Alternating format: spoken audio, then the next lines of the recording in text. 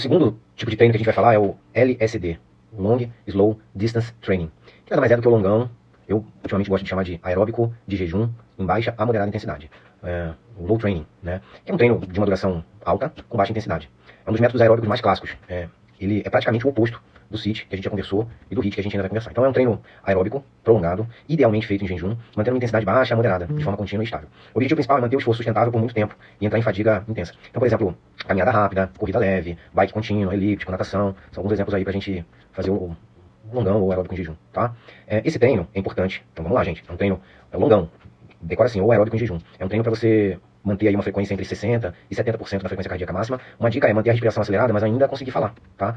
Esse treino deve durar idealmente entre 40 e 90 minutos. Atletas de endurance, obviamente, vão fazer um tempo maior, 90 a 180 minutos, tá? Então, entre 40 e 90, 1 hora, 45, 1 hora e meia, é um tempo bom para fazer esse tipo de treino. E o que acontece, cara, na verdade? Por que esse treino também é bom? Então, do ponto de vista metabólico, vamos lá. A mitocôndria, lembra lá que o CIT, ele... Então, antes disso, você vai fazer um aeróbico em jejum, então você não tem glicose. Tá? É diferente do outro, é o oposto. Você não tem glicose porque você não se alimentou. Então resta ao seu organismo utilizar a gordura como fonte de energia. Lá no CIT, a gente usa glicose e glicogênio como fonte de energia durante o treino. Aqui, a gente faz em jejum, então não tem glicose porque a gente não comeu, e aí a gente faz, a gente utiliza, a nossa mitocôndria oxida, utiliza a gordura para produzir energia, tá?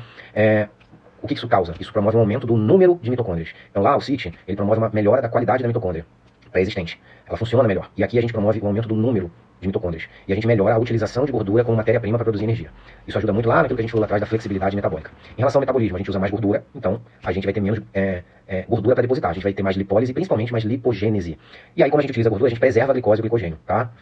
Do ponto de vista cardiovascular, aumenta o débito cardíaco, reduz a frequência cardíaca de repouso e melhora a capilarização muscular, o aumento de vasos sanguíneos no músculo, tá? A gente tem baixa ativação simpática, então a gente melhora esse equilíbrio entre sistema nervoso simpático e parasimpático. A gente precisa, na verdade, os tipos de treino eles se complementam, tá?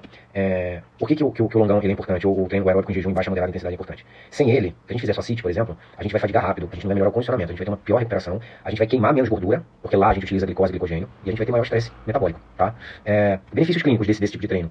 Sustentar o emagrecimento, ou manter o emagrecimento. Ele não vai te emagrecer, mas ele vai fazer com que você forme menos células novas de gordura e vai manter o seu emagrecimento. Melhora a resistência à insulina, então melhora a síndrome metabólica.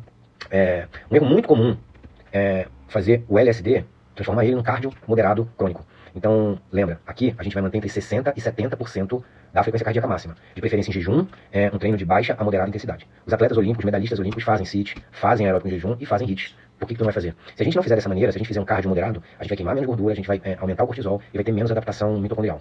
Então, se você, uma dica de ouro, se você termina exausto esse treino, ele não é um LSD, ele não é um aeróbico em jejum de baixa a moderada intensidade, tá? O ideal é terminar com a sensação que dá pra fazer mais.